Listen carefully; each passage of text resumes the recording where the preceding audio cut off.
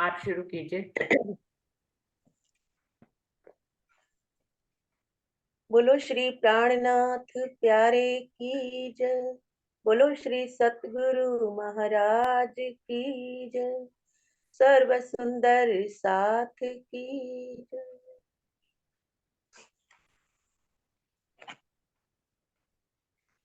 रसिया रसिक रसीले नयन तोरे।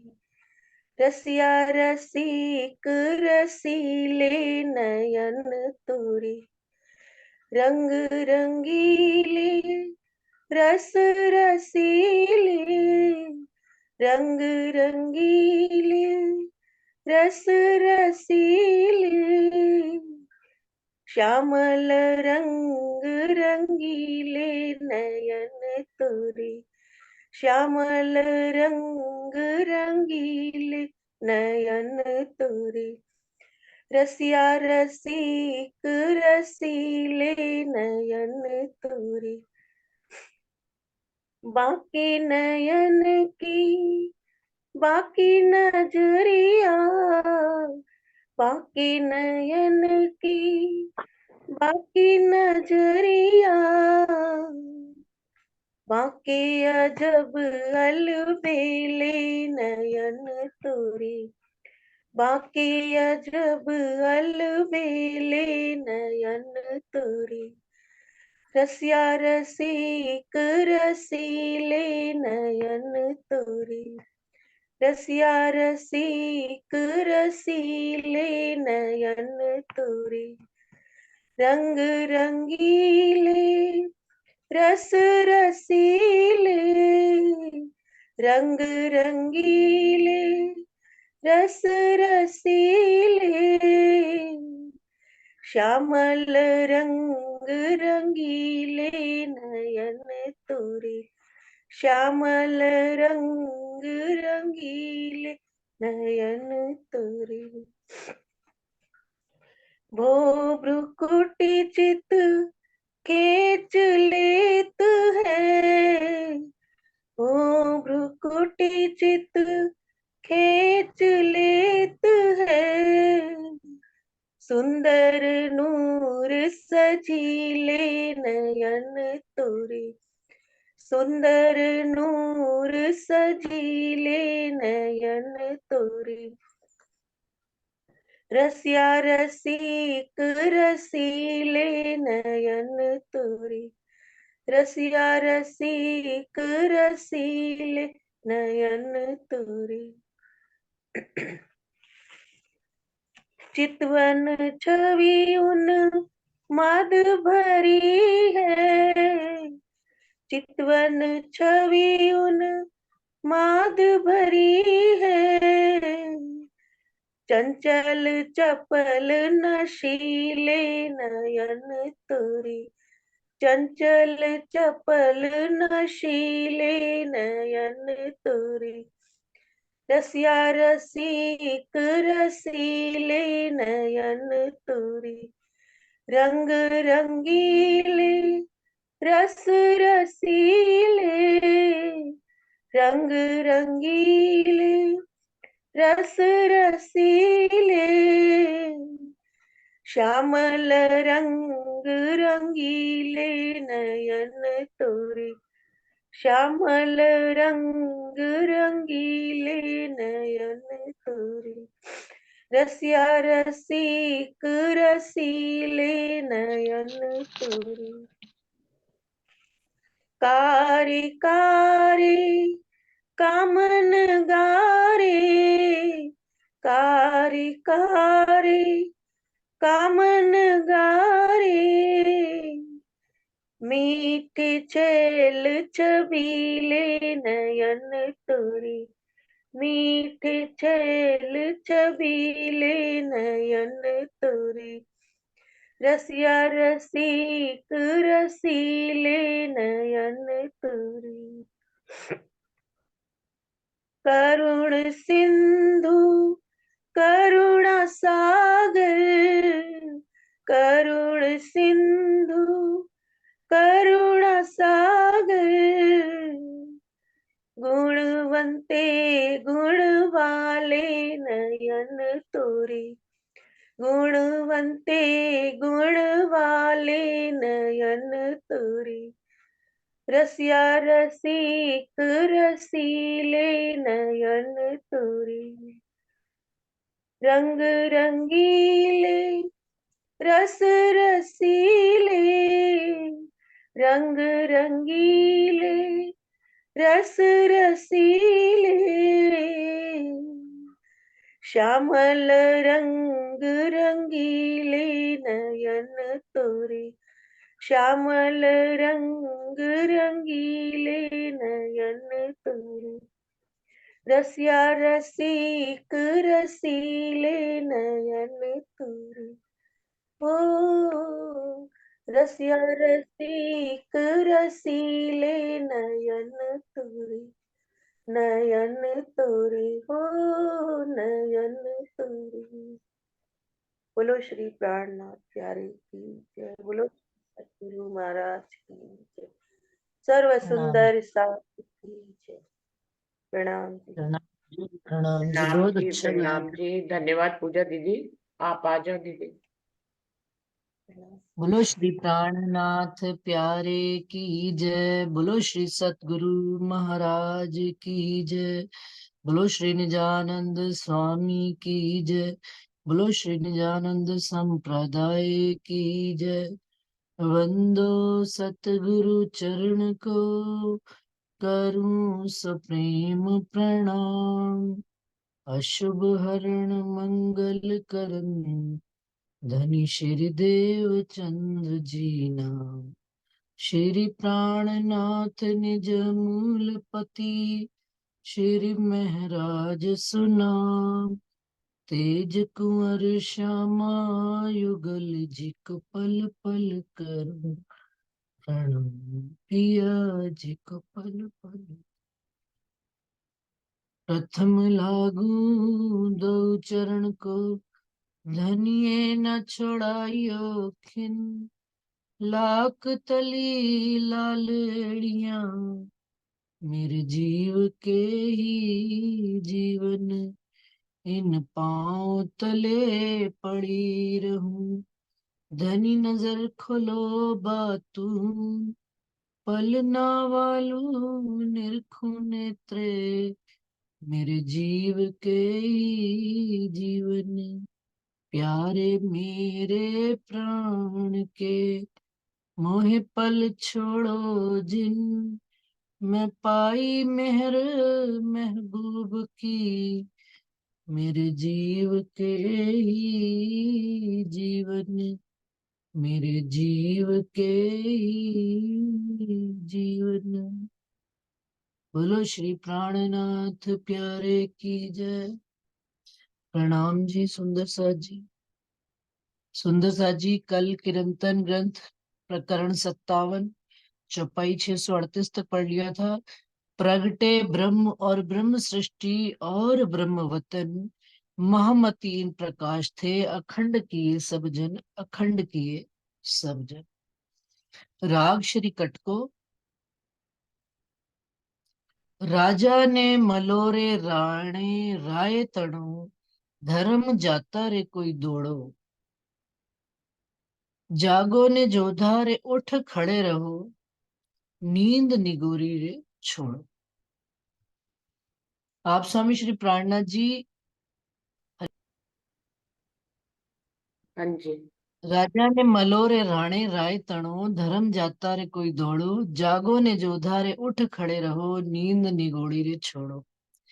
आप स्वामी श्री प्राणनाथ जी हरिद्वार से आगे प्रसंग में जब चल रहे हैं और चारों तरफ देख रहे हैं कि मुसलमानों का राज हो गया, औरंगजेब का राज हो गया है, और मलेच्छों ने हिंदुओं को इतना तंग करना शुरू कर दिया है कि जबरदस्ती जिद कर करके हिंदुओं को मुसलमान बना रहे हैं, और उनको उनके ऊपर टैक्स भी लगा रहे हैं, और जो टैक्स नहीं दे पाते उनको मार पिटाई करते हैं, और जबरदस्ती उनको मुसलमान बनाने पर तुले हुए हैं। तो यहाँ पर पुकार हो रही है किसी हिंदू राजा के लिए। आप प्राणनाथ जी संसार का युद्ध लड़ने के लिए एक हिंदू राजा की पुकार कर रहे हैं कि कोई हिंदू राजा आए जो हिंदू धर्म की रक्षा करे। सुंदर सा जी, यदि आज की वर्तमान स्थिति से घटाकर देखें हम, तो लगता है कि आज भी वैसी ही स्थिति चल रही, चारों तरफ सनातन धर्म का जोरा हुआ पड़ा है। और जैसे कि धनी ने आवाज लगाई हो हिंदू धर्म की कोई रक्षा करने के लिए आए, तो मोदी जी धर्म की रक्षा करने के लिए उन्होंने ऐसा सनातन धर्म का डंडा डंका पीटा है कि चारों तरफ हिंदू धर्म की जय जयकार, सनातन धर्म की जय जयकार हो रही है। और हमारे लिए कहा जाता है ना कि निजानंद संप्रदाय के लिए हिंदू धर्म, देखिए आप स्वामी श्री प्राण, जो काम आज हो रहा है वो आज से 400 वर्ष पहले ही धनी ने 1735 के बाद आवाज लगाई थी कि कोई हिंदू राजा आके खड़ा होए हिंदुओं की रक्षा करने के लिए। क्योंकि जो देखिए, जो जिसका काम उसी को साजे, युद्ध लड़ना है तो राजा की ही आवाज लगानी पड़ेगी। उसमें प्राणनाथ जी तो शब्दों के बाण चला रहे हैं, ज्ञान के राजा बने हैं, सिंहासन पर बैठे हैं चक्रवर्ती राजा। लेकिन जाहरी युद्ध लड़ने के लिए भी कोई जाहरी राजा ऐसा खड़ा होना चाहिए। और हिंदू राजाओं की उस समय कैसी गति हो गई थी, वो इस प्रकरण में पूरी पूरी आवाज, पूरी पूरी बात समझ में आएगी। और जब कोई एक हिंदू राजा खड़ा हुआ, छत्रसाल जी खड़े हुए, तो हम सब सुंदर साथ को पता है कि उन्होंने 500 की सेना लेकर 5,000 की उनकी, मुसलमानों 50,000 की, 5,000 भी नहीं 50,000 की सेना को लेकर मार दौड़ाया था, भगा दिया था, एक स्वामी श्री छत्रसाल जी के आशीर्वाद देने से। और फिर उन्होंने प्राणनाथ जी को सिंहासन पर बिठाकर शहर शहर, नगर नगर उन्होंने यात्रा निकाली थी कि जो कोई शास्त्रार्थ में प्राणनाथ जी को हराएगा तो उसको मैं सारे हिंदू राज्य दे दूंगा। लेकिन प्राणनाथ जी के पास संपूर्ण ज्ञान होने की वजह से सारे राजा जो मुसलमान भी होते थे सब नम जाते थे और टैक्स उल्टा छत्रसाल जी को दिया करते थे। और उस टैक्स से वो सारा राजपाट तो नहीं, जो सुंदर साथ 5,000 की जमात थी उससे सबका लालन पालन किया करते थे। तो और ये आवाज उन्होंने कब लगाई? सन 1735 के बाद। तो कैसे लगा रहे हैं देखिए, राजा ने मलोरे राणे राय तणो, धर्म जाता रे कोई दौड़ो। कोई आओ भाई, दौड़ दौड़ के राजाओं को आवाज लगा रहे हैं, बड़े बड़े शूरवीर राजाओं को आवाज लगा रहे हैं कि धर्म जा रहा है, और कोई तो दौड़ कर आओ, कोई जाग कर आओ, जागो ने जो धारे उठ खड़े रहो। कि कोई योद्धा जोरावर बलशाली राजा आए और जाग कर खड़ा होए, नींद निगोड़ी रे छोड़ो। कौन सी नींद निगोड़ी छोड़ो? वो स्वप्न की, भ्रम की नींद को छोड़कर जागृत होकर खड़े जाओ, और जागृत बुद्धि का ये ज्ञान लेकर, क्योंकि आप स्वामी श्री प्राणनाथ जी पुकार लगा रहे, तो उनकी मेहर और कृपा तो पूरी रहेगी रहेगी। तो वो कह रहे हैं आ जाओ, चलो उठकर खड़े हो और औरंगजेब के विरुद्ध कोई युद्ध लड़ने के लिए तैयार हो, ज्ञान से भी और तलवार से भी लड़ाई करने के लिए कोई तैयार हो जाओ। छूटत है रे खड़ग क्षत्रियों से, धर्म जात हिंदुआन, सत ना छोड़ो रे सतवादियों, जोर बड़े तुर्कान। कहते हैं कि आज दिन तक जो क्षत्रिय कहलाए हैं, वो क्षत्रियों के हाथ से खड़ग, तलवार छूट रही है। क्यों? क्योंकि हिंदुओं का धर्म जाता हुआ दिख रहा है। और कौन कब्जा कर रहे हैं? जोर बढ़या तुर्कान, मुसलमानों का जोर बढ़ता जा रहा है। सत न छोड़ा रे सतवादियों। और आवाज क्या लगा रहे हैं? एक झंझोड़ने वाली आवाज, कि आत्म को झंझोड़ कर जागृत करके, कि आज दिन तक हिंदुओं में कोई भी जो हुए हैं बड़े बड़े ऋषि दधीच, वो अभी अपन ने कल पढ़े थे ना सब नाम, ये प्रहलाद, युधिष्ठिर, वसुदेव, बलि, रुकुमांगद, कि उन्होंने क्या ये मांगनी करी थी कि सत्य न छोड़ा रे सत्यवादियों। उन्होंने हिंदू धर्म नहीं छोड़ा, उन्होंने सत्य को नहीं छोड़ा, वो अपनी अडिग खड़े रहे। क्यों? ये क्षत्रियों की पहचान होती है। तो उनको उनकी पहचान कराते हुए आप प्राणनाथ जी जगा रहे हैं और उनकी आत्मा को झंझोड़ रहे हैं। जैसे कहते हैं ना कि दो सेनाओं में युद्ध होने से पहले जो सेना का सेनापति होता है, राजा होता है, पहले अपनी प्रजा को, अपनी जो सेना को पूरा एक आवाज लगाकर उनके अंदर दृढ़ इच्छा शक्ति युद्ध लड़ने की करके पैदा, और आगेवान बनकर सबको लगाते हैं। तो वो प्राणनाथ जी इस समय हिंदू धर्म को बचाने के लिए राजाओं को आवाज लगा रहे हैं। कुलिये छकायरे दिलड़े जुदे किए, मोह अहम के मद माते, असुर माते रे असुराई करे, तो भी न मिले रे धर्म जाते। कहते कुली बल ऐसा है, कलयुग का बल ऐसा है कि इसने मोह और अहम के मद में, मोह और अहंकार के नशे में हिंदुओं के दिल जुदा कर दिए। आपस में हिंदू एक रहे ही नहीं है। और इस कारण से असुर यानी कि मुसलमानों ने ऐसा अपना असुराई करी हुई है, ऐसा उन्होंने आतंक मचाया हुआ है। और फिर भी हिंदू जो है धर्म जाता हुआ देख कर भी एक मिलकर नहीं होते हैं। उस समय सब राजा अपनी अपनी छोटी छोटी जो क्या कहते हैं छोटे छोटे स्थान लेकर बैठे हुए थे, वो एक नहीं होते थे। ये काम भी उस समय छत्रपति शिवाजी ने किया था कि जो छोटी छोटी पंचायती और छोटे छोटे राज लेकर बैठे हुए थे, सबको मिलाकर एक किया था। उस समय की बात है। उनका संग किया था महाराजा छत्रसाल ने, और उनसे शिक्षा लेकर वो आए थे अपने राज्य को संभालने के लिए। और आगे से मिले थे प्राणनाथ जी उनको। समर्थ गुरु मिल जाए यदि, तो सतगुरु मिल जाए तो शरीर का तो शरीर, आत्म का भी कल्याण कर देते हैं।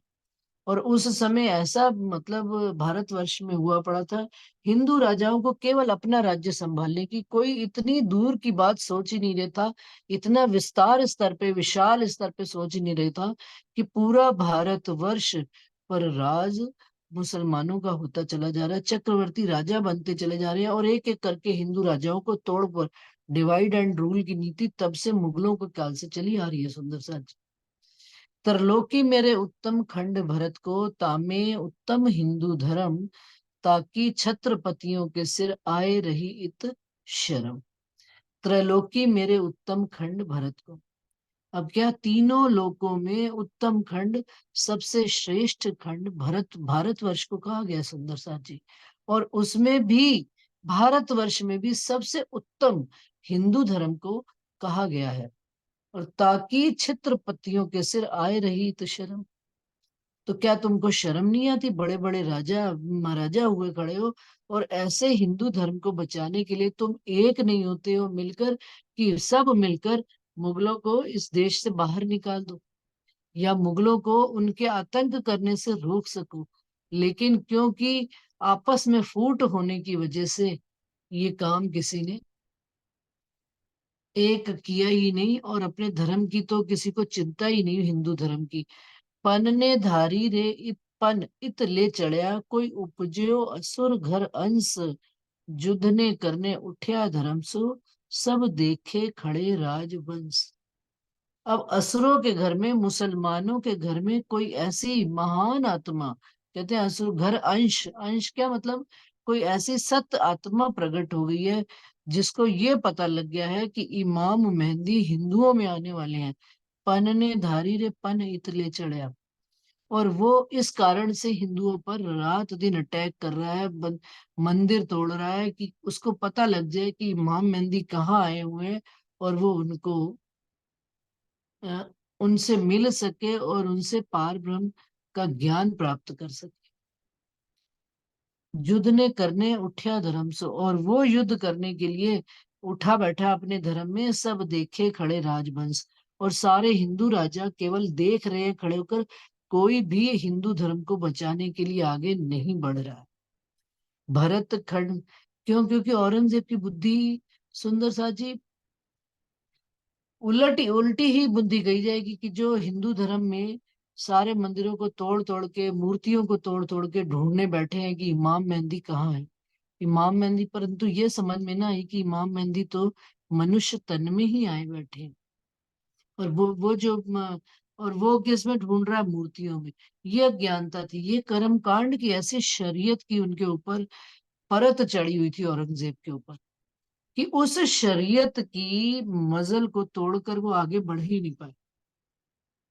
वो बस परमात्मा को ढूंढते रहे, अल्लाह ताला को ढूंढते रहे, परंतु ये बात उनको समझ ना आई कि वो मनुष्य तन में आए बैठे हैं।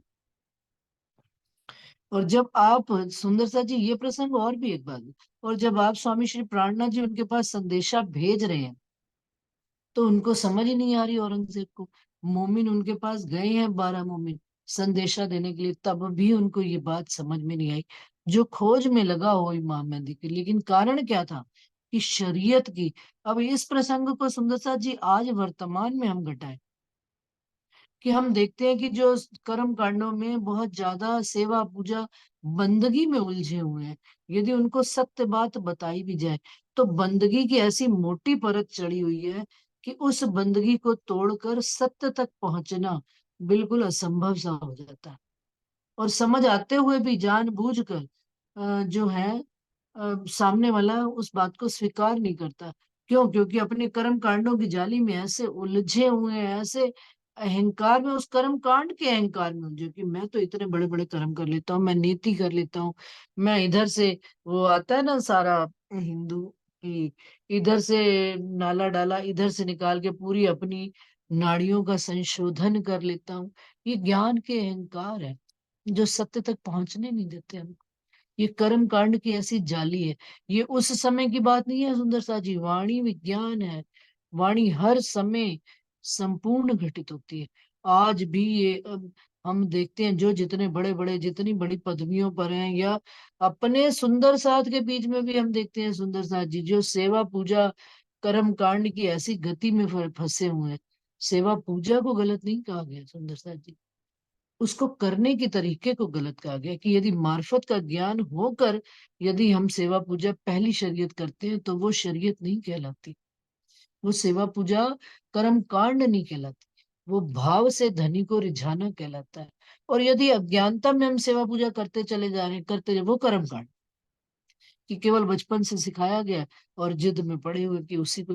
क्यों? क्यों? और धनी आगे से आकर स्टेप आता है, बढ़ता है।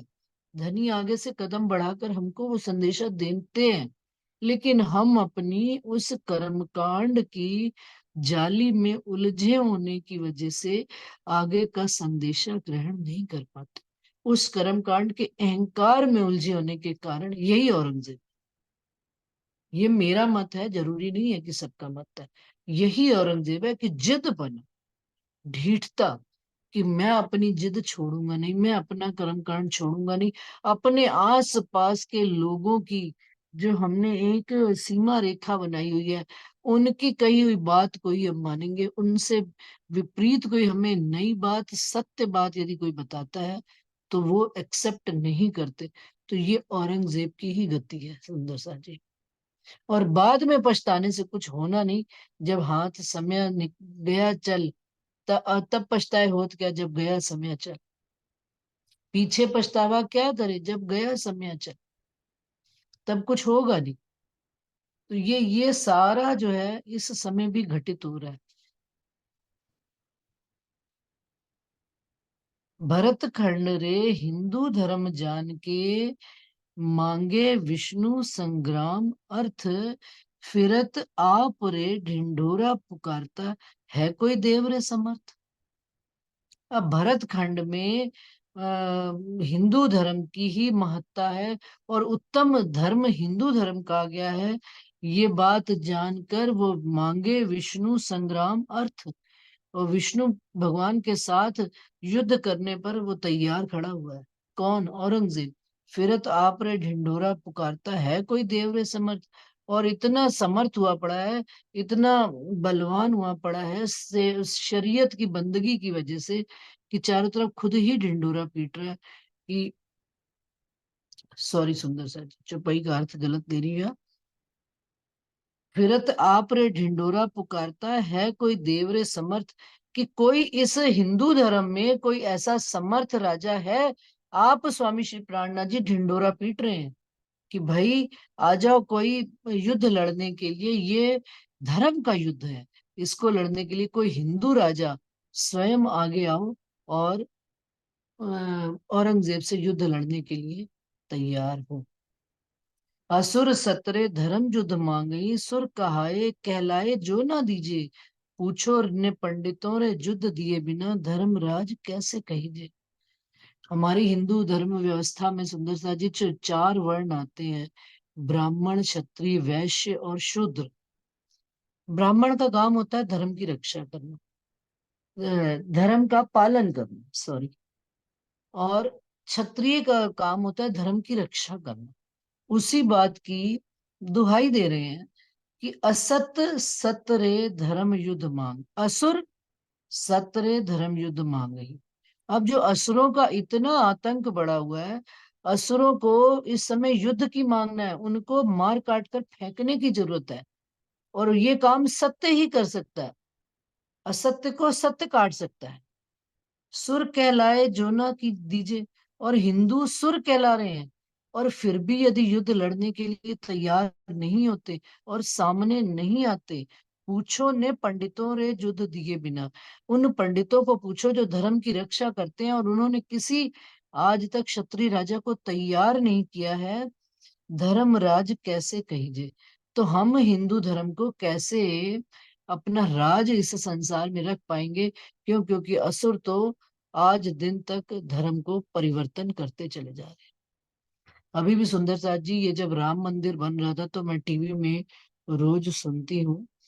कहते हैं कि सन 1984 में एक स्टेट में ये जागृति कब से शुरू हुई, वो कल टीवी में बता रहे थे कि एक स्टेट में इकट्ठे, एक जैसे पूरा गांव का गांव, उन्होंने हिंदुओं का कन्वर्ट कर लिया क्रिश्चियनिटी में।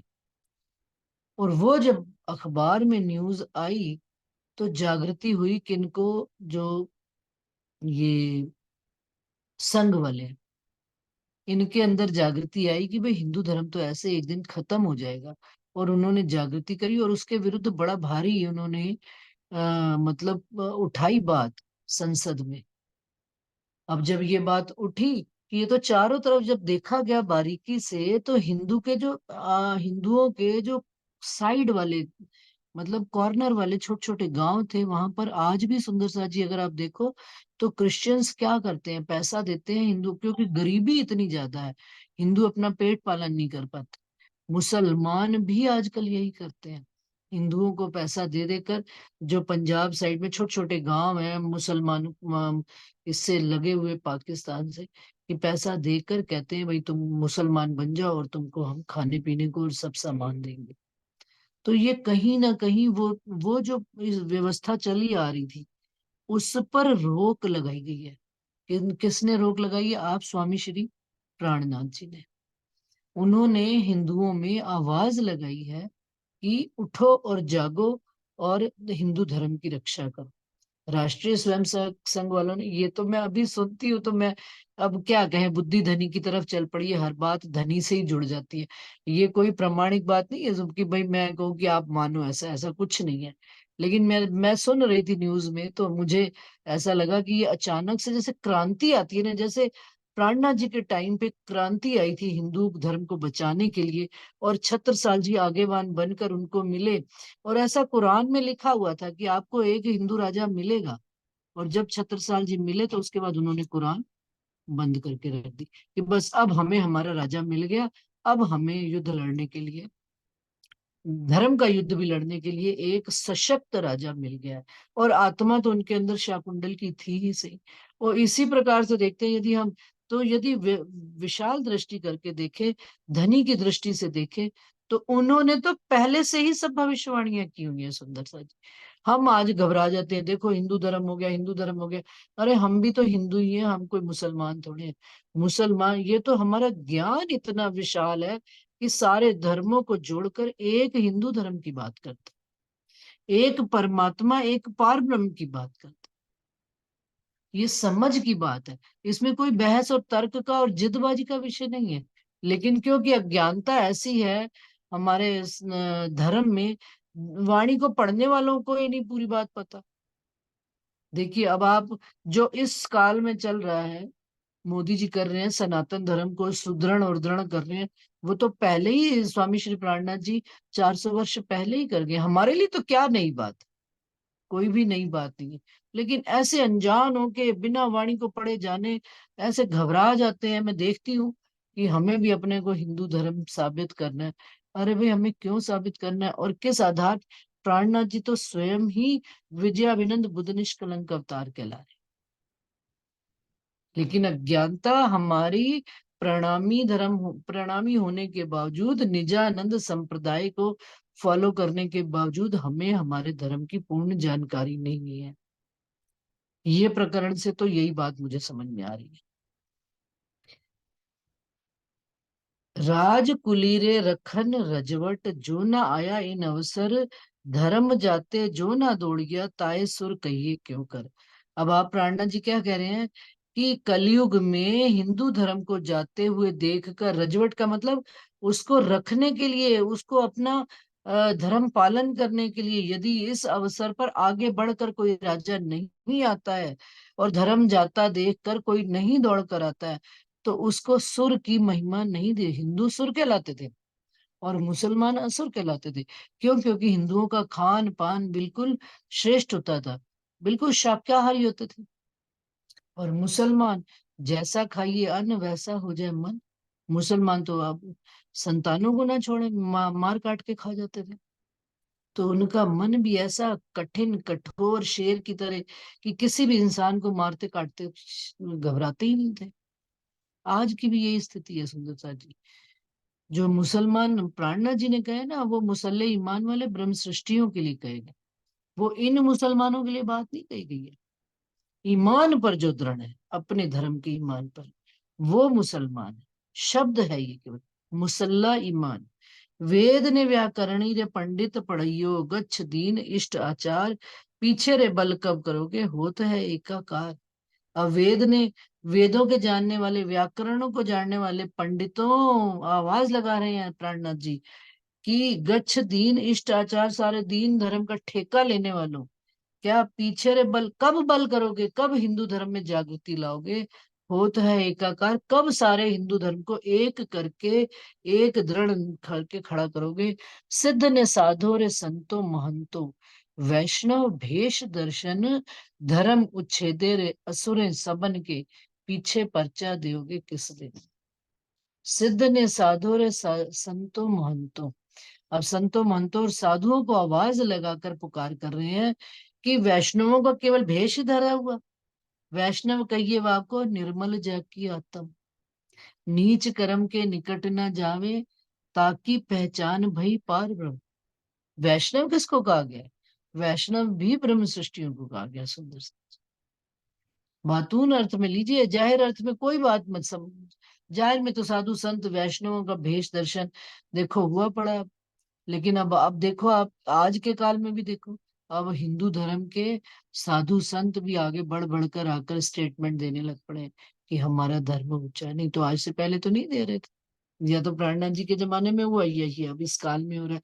तो मैं तो कहूंगी कि मेरे धनी तो भाई पूरी पूरी लीला कर रहे हैं और पूरा पूरा साक्षात दर्शन करा रहे हैं अपने स्वरूप का, अपनी पहचान का।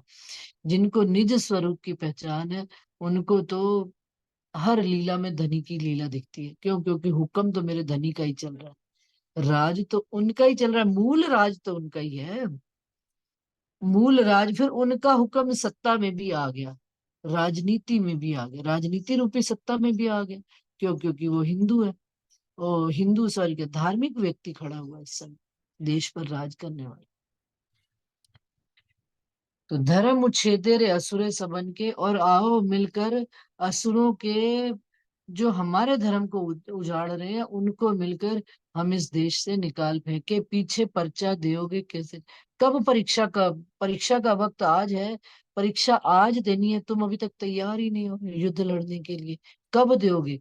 सुनियो पुकार रे सियाने संत जनों, जो न दौड़या जाते समय। ये समय जाता देखकर भी यदि हम नहीं दौड़ते और धर्म की रक्षा करने के लिए आगे आकर नहीं खड़े होते, गए ने अवसर पीछे कहा करोगे। कहाँ गई करामत? वो करामत कैसे होएगी? जब हम बल करके खड़े होंगे, तभी तो परमात्मा भी हमारे साथ खड़ा होगा। और ये अवसर जब चला जाएगा, फिर पीछे पछताने से कोई हाथ नहीं आने वाला अवसर। फिर हिंदू धर्म खत्म हो जाएगा। हिंदू धर्म की रक्षा करने के लिए, क्यों? क्योंकि भारतवर्ष हिंदू राष्ट्र है और हिंदुओं की रक्षा करने के लिए हिंदू ही नहीं खड़ा होगा, तो फिर कैसे काम चले? लश्कर असुरों का चहुं दिस फैलिया, बाढ़्यो अति विस्तार, वन ने जंगल रे हिंदू रहे पर्वतों, और कर लिए सब धुंधुकार। असुरों का लश्कर, असुरों का राजपाट, वो कह रहे हैं चारों दिशाओं में फैल चुका है, और चारों तरफ अंधकार अज्ञानता का ही विस्तार होता चला जा रहा है।